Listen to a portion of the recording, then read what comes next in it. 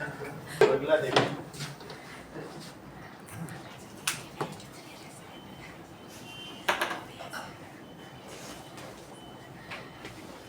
ये भी इसमें लिखा जा सकता है कि ही रोट न्यू टेस्टामेंट्स, उन्होंने बाइबल को रिवाइज किया, पढ़ा, और ओल्ड टेस्टामेंट से उन्होंने क्या बनाया, न्यू टेस्टामेंट्स। ठीक है,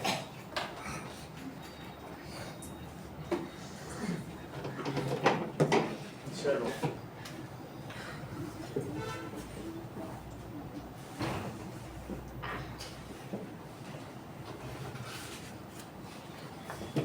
He once said that printing is the ultimate gift of God. He once said printing is ultimate gift of God.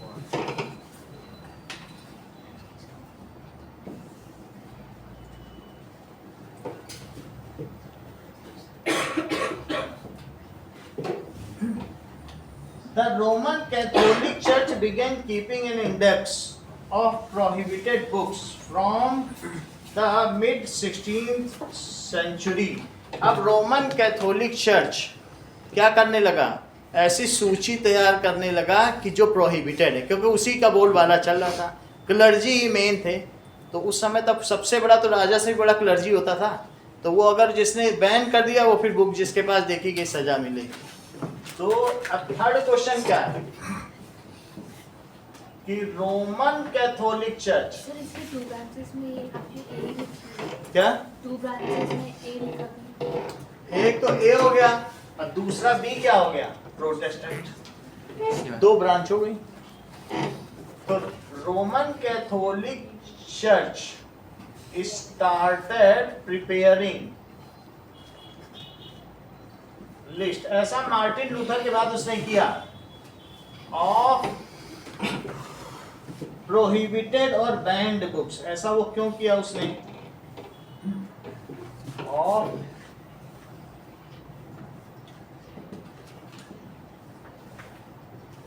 वो उसको पब्लिश करता था कि ये बुक नहीं पढ़ो, और गेट के बाहर चिपका देता था चर्च में कि ये बुक नहीं पढ़नी है। तो जैसे कोई मूवी होती, किसी को मना करो देखो ये नहीं देखना है, बैन होगी, तो और ज्यादा लोग देखते हैं, तो लोग फिर और ढूंढ ढूंढ के पढ़ने लगे।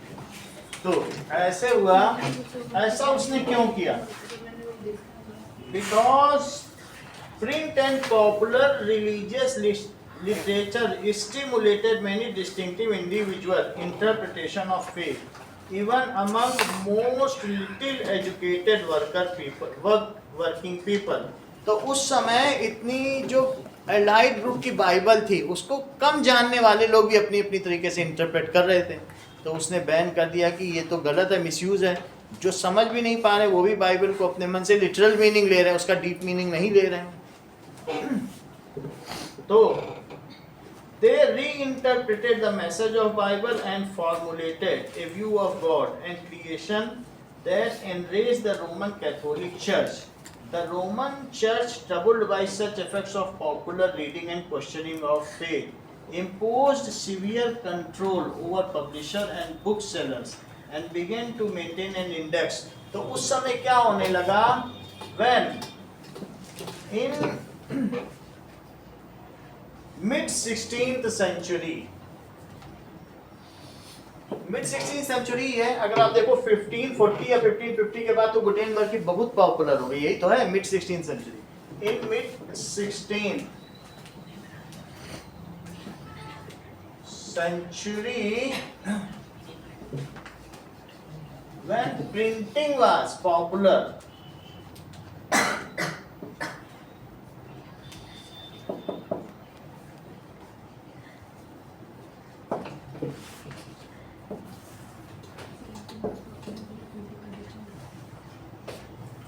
then many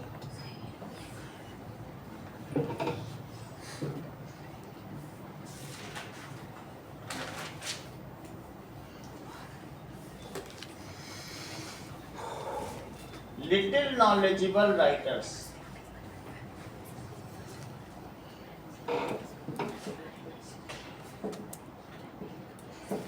also started interpreting Bible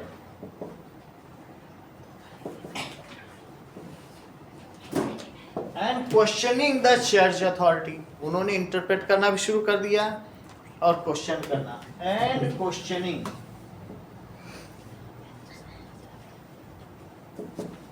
the church authority. इसीलिए क्या करना पड़ा इनको, it created a mismanagement in society, क्योंकि जिसका होल्ड हो, अगर कोई उसी के ऊपर क्वेश्चन करने लगे तो फिर अथॉरिटी पे क्वेश्चन करने में, सो इससे क्या होगा, it created a mismanagement.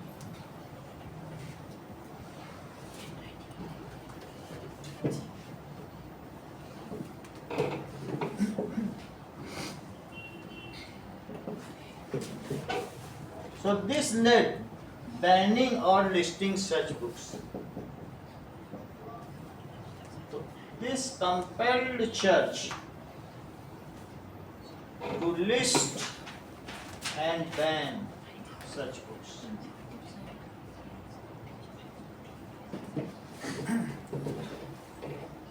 Gandhi said the fight for Swaraj is fight for like liberty of speech, liberty of press and freedom of association. Gandhi ji ने ऐसा क्यों कहा, कब कहा था, 1922 में कहा,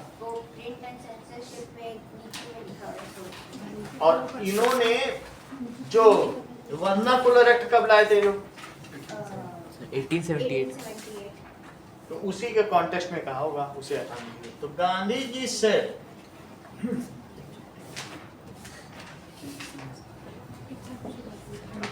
that fight for Swaraj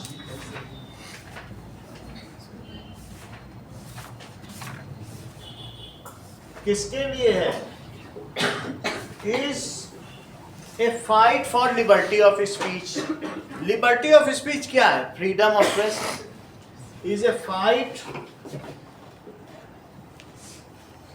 for liberty। आप लोग ओपन डिबेट देखते हो न्यूज में, ये बहुत देशों में बैन है, ऐसे कर नहीं सकते, बस वहाँ प्रेस में बस न्यूज पढ़ी जा सकती है। जैसे यहाँ ओपन डिबेट किसी को बुला करा देते हैं ना, तो ये बहुत बड़ा लिबर्टी ऑफ स्पीच है। ये हमारे मीडिया को इतना फ्रीडम कभी भी नहीं दिया गया था, लेकिन अभी ये जो फोर्थ पिलर ऑफ डेमोक्रेसी कैसे बन गया है, कोई भी आके डिबेट दे रहा है और कैसे भी कुछ भी बोल रहा है, लेकिन लोग उसे पसंद कर रहे हैं क्योंकि वो उनके दिल की बात होती है। तो इसलिए fight for liberty of speech को इन्होंने बोला, क्लेम किया, ये होनी चाहिए, यही स्वराज है। And liberty of press and freedom of association, तीन चीज बोली, liberty of press and freedom of association. उस समय एसोसिएशन बनाने की भी कोई लिबर्टी नहीं थी। ऐसा इन्होंने क्यों कहा, now these words were said in non cooperation movement. These statements were given by him in 1922 non-cooperation movement.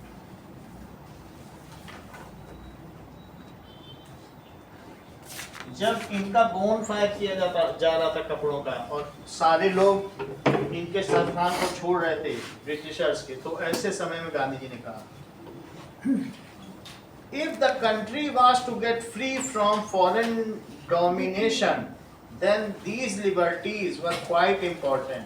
If there is no liberty of speech, then there is no nationalism. Nationalism requires these prerequisites for our survival. जब तक ये नहीं दिया जाएगा तब तक nationalism का कोई मीनिंग नहीं। इट इज प्री रिक्विजिट, ये तो पहले ही दे देना चाहिए। तो इन्होंने आगे क्या कहा, ये तो इन्होंने बोला, लेकिन क्यों बोला ये देखिए।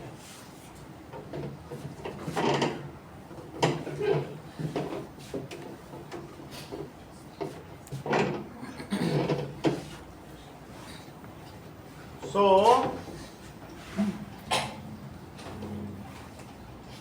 he said, if there is no liberty in speech, no liberty of printing, and no liberty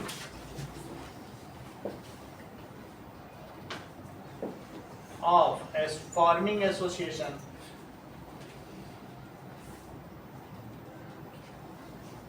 then nationalism is meaningless.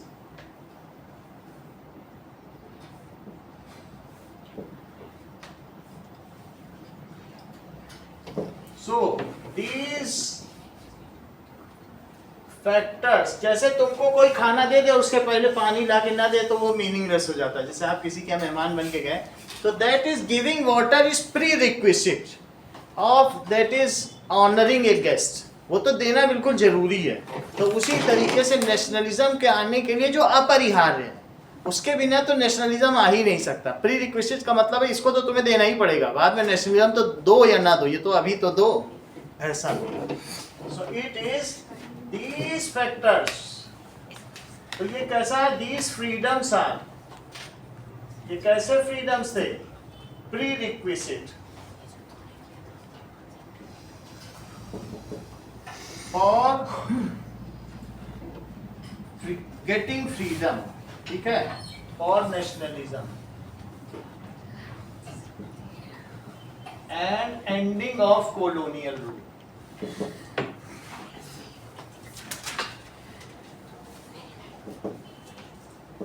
तो इन्होंने अपने एक भाषण में कहा that is right A note, question number 2 on Gutenberg press.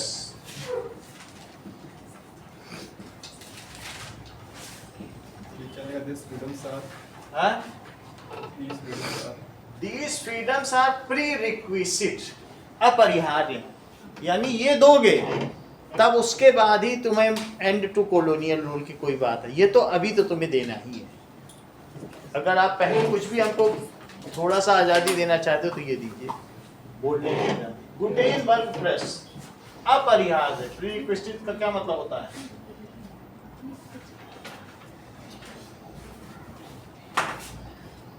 जिन्हें छोड़ा ना जा सके, एक परिहार्य त्याग देना ना। जोहान गुटेनबर्ग ऑफ स्ट्रासबर्ग, वो किस जगह के थे, जर्मन के थे, कहाँ के थे, ठीक है, दैट इज जर्मन के थे। So form the printing press,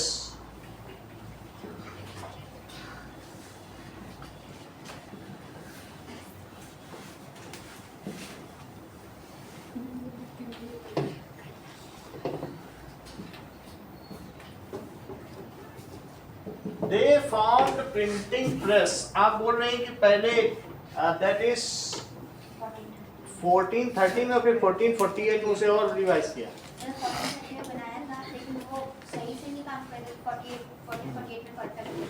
okay, now formed a printing press in 1448। In this press a long handle was attached to screw। इसमें यहाँ दिखाया गया इस तरीके की प्रेस तुम्हारी बुक में बनी है और उसमें एक यहाँ लॉन्ग हैंडल लगा है और फिर उसके बाद ये ऐसे, ये और नीचे कोई दूसरा है जिसमें बुक रखी जाएंगी और उसमें मेटल वर्ड्स होंगे, वो ऐसे किया जा रहा है और इसके ऊपर लॉन्ग इस तरीके का मूविंग मेटल टाइप। तो ऊपर वाले में कुछ ब्लॉक होंगे, यहाँ पेपर रखा जाएगा, उसमें एम्बॉस हो जाएगा।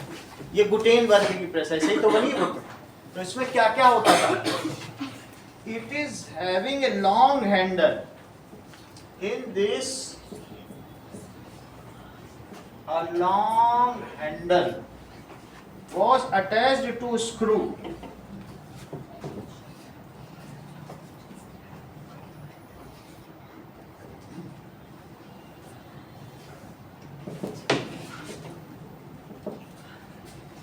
ये स्क्रू है, ये हैंडल है, this is screw and this is handle, इसी में आता है। इसी को घुमाएंगे तभी धीरे धीरे नीचे आएगा। तो attached to screw and press down the platen over the printing block. ये प्लेटन है और प्रिंटिंग ब्लॉक है, इसी में कहीं मेटल होंगे तो वो प्रेस डाउन कर देगा. This is printing block which press down the platen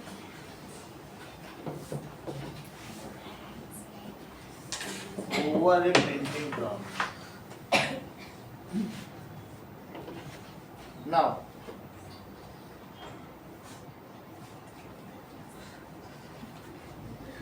अब इसमें क्या किया जाएगा, जैसे कोई एक डैम्प पेपर रख दो उस पर एम्बॉसमेंट हो जाए, फिर उसको सुखा लो तो उसमें जो रेज्ड पोर्शन आ ही जाता है. तो इसके ऊपर एक डैम्प पेपर रखा जाता था, उसमें फिर उसके ऊपर इंक लगाई जाती थी किसी फूल, तो जो रेज्ड पोर्शन है वो काला.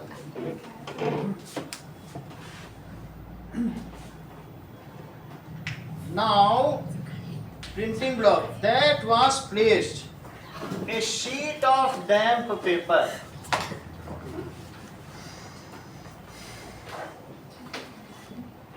was placed in between it.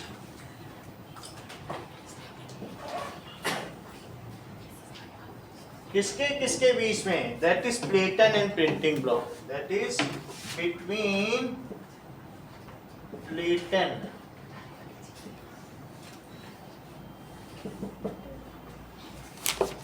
and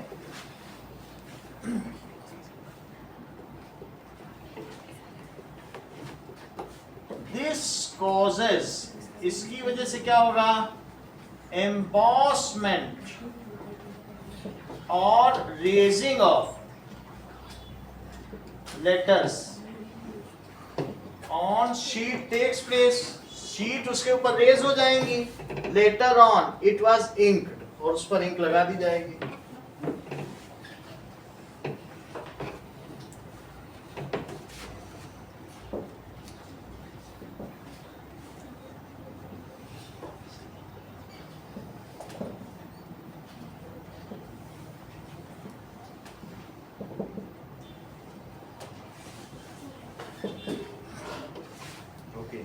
Now, that is the Erasmus idea of printing book. Erasmus कौन थे?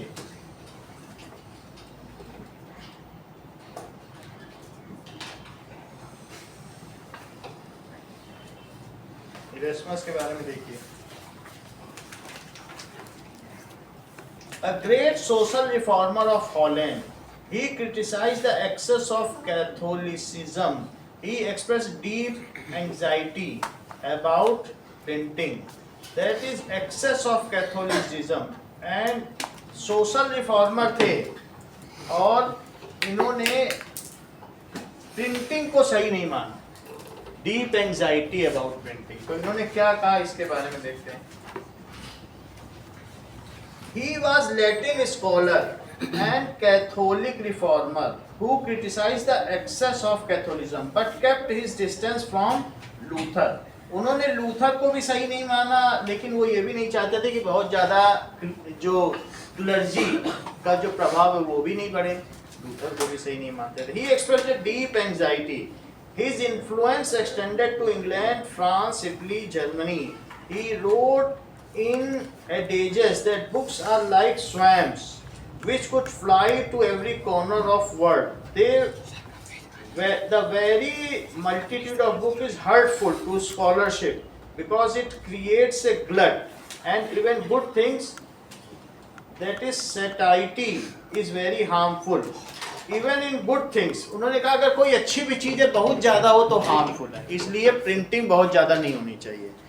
Printers fill the world with just not trifling things, but stupid, ignorant, slanderous, and scandalous books, raving, irreligious, and seditious books, and number of them in such a way, even the valuable publishers. इस चीज को अच्छी तरीके से समझो.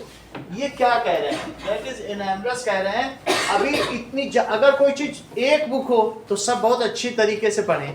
अगर 10 refresher तुमको दे दी जाए तो किस हर एक की वैल्यू हो जाएगी. तो उन्होंने कहा कि there are enormous number of writers which irrelevantly and recklessly printing the books, so the genuine writer lost their sense, जो उनका होता है वैल्यू। तो ये इन्होंने कहा good things are also bad if it is recklessly printed. So उन्होंने कहा इस पर एक बैन होना चाहिए कि जो सही किताब हो वही बाहर जाए, कोई भी चली जा रही तो वो गड़बड़ हो सकती है। यही तो कहा कि रेगुलेट करें इस चीज को लिखें। Now he was Latin scholar,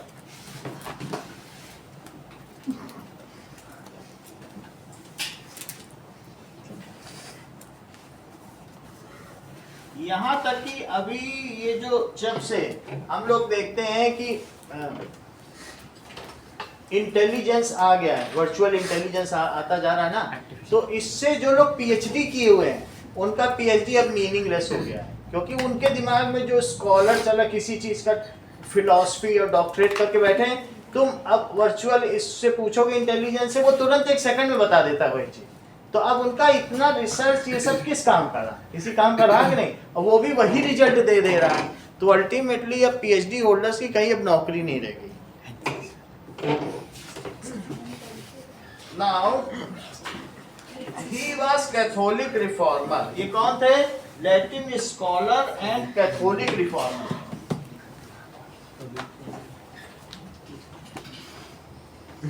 इन्होंने क्या काम किया?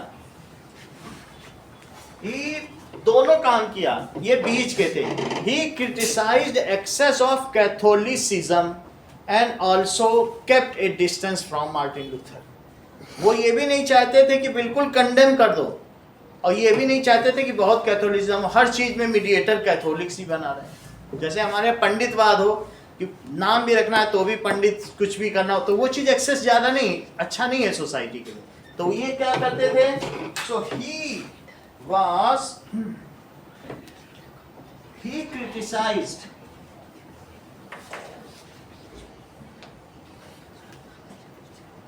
excess of Catholicism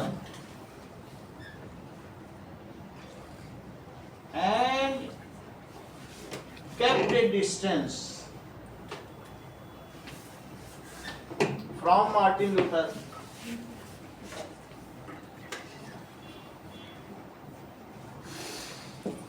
He said, उन्होंने क्या कहा कि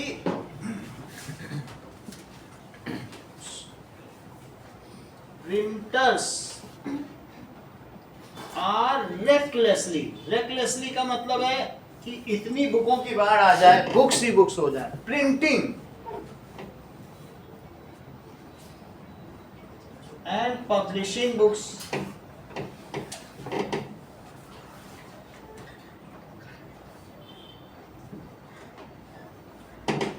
some of them, उसमें सब कुछ कैसे बुक्स हैं?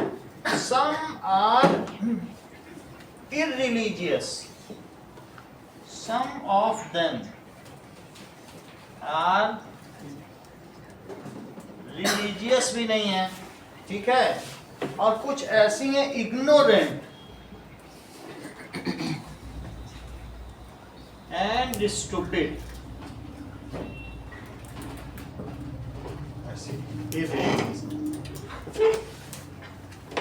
अब देखिए, now in such situation the valuable publications lose their value. अगर ऐसी सिचुएशन आएगी, in such situation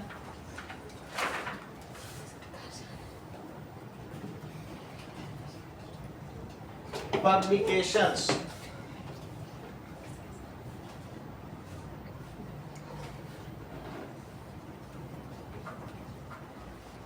so there should be some regulations or check over printing of books। तो उन्होंने यही कहा कि प्रिंटिंग जो हो रही है उसमें कुछ तो रेगुलेशन हो। so there should be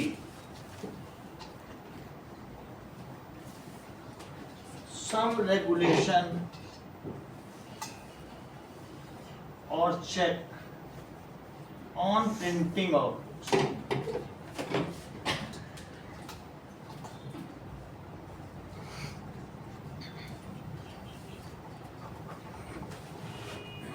What is the vernacular press act? ये important है।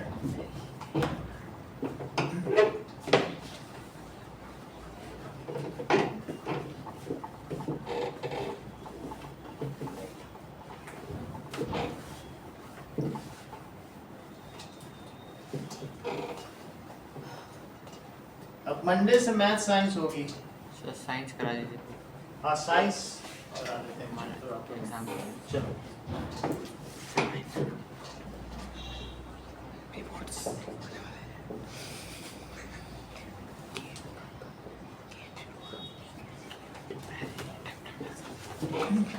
Vernacular press act.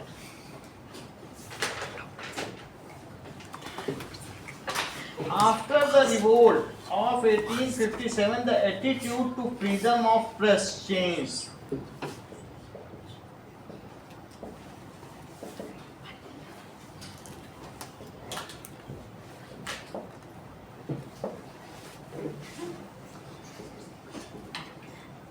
Now, the attitude towards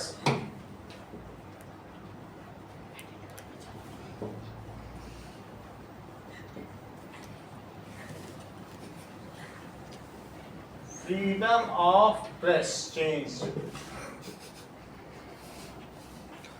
अच्छा, कुछ ऐसा भी होने लगा था, इवन अब ब्रिटिशर्स इतना भी विश्वास नहीं रखते थे, उन्होंने गोरखा रेजिमेंट बना ली थी, नेपाली रेजिमेंट। वो नहीं चाहते थे कि इन लोगों को जो मेन स्ट्रीम के इंडियंस है उनके हाथ में दिया जाए, तो वो दूसरी जगहों से इधर उधर से ला के लगाने लगे। इसीलिए तो अभी भी गोरखा रेजिमेंट है, तो सबको हटा दिया था। Now, and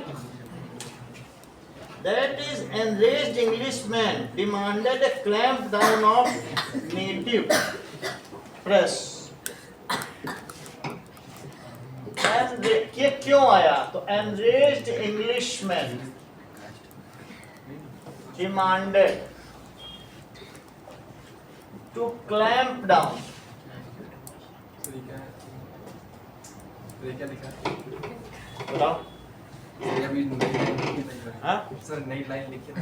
Enraged Englishmen demanded to clamp down native press, कि अब उसको clamp down कर दो। उसका जो clamp है ना, ये clamp होता है, ये down हो जाए, clamp down। हाँ, उठे ना फिर कभी। To clamp down, ये वर्ड इसी के लिए आया है, ठीक है? To clamp down native press. वो चाहते थे उनका न्यूज़पेपर चले, उनका बंगाल गजेट चले और इंडिया का ना चले, ऐसा वो चाहते, तो उनको बहाना भी मिल गया था। Now the vernacular newspaper became nationalist. colonial government began debate taking measures to stringent control। Vernacular newspaper कैसे थे?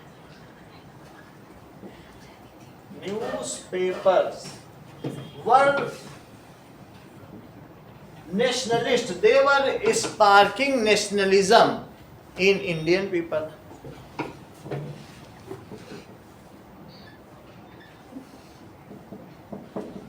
These were sparking nationalism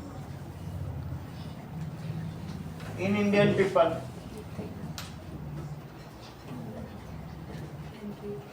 So British officials started taking stringent action against them.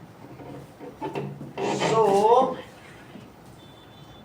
British officials started taking stringent का क्या मतलब होता है? कठोर action.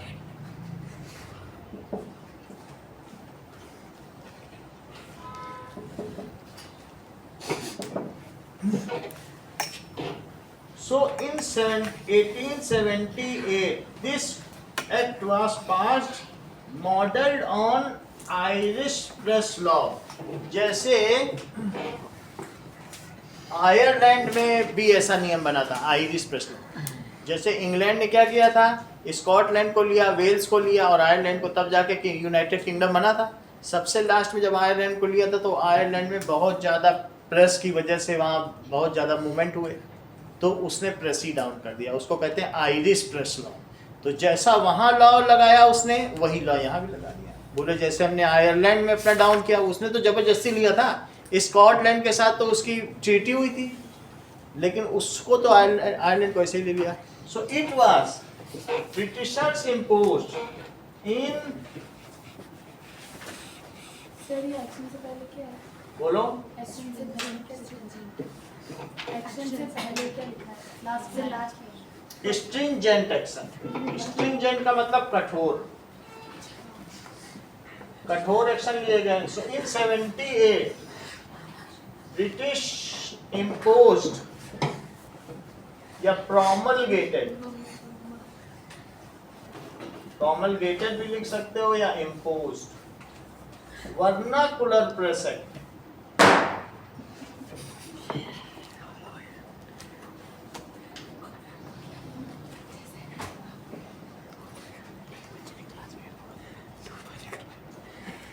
Based on, ये किस पर बेस्ड था? Based on Irish press law.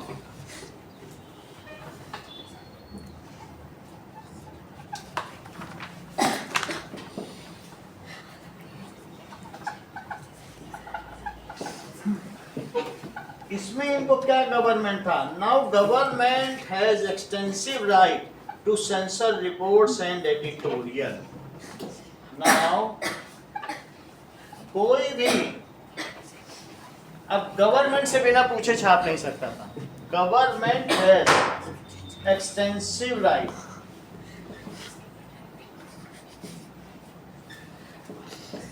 To sensor and उसको सेंसर कर सकती थी, सेंसर रिपोर्ट्स एंड एडिटोरियल.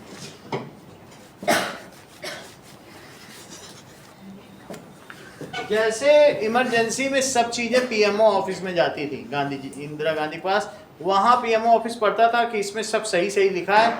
इतना कुछ होने के बाद भी कोई बुराई नहीं कर सकता.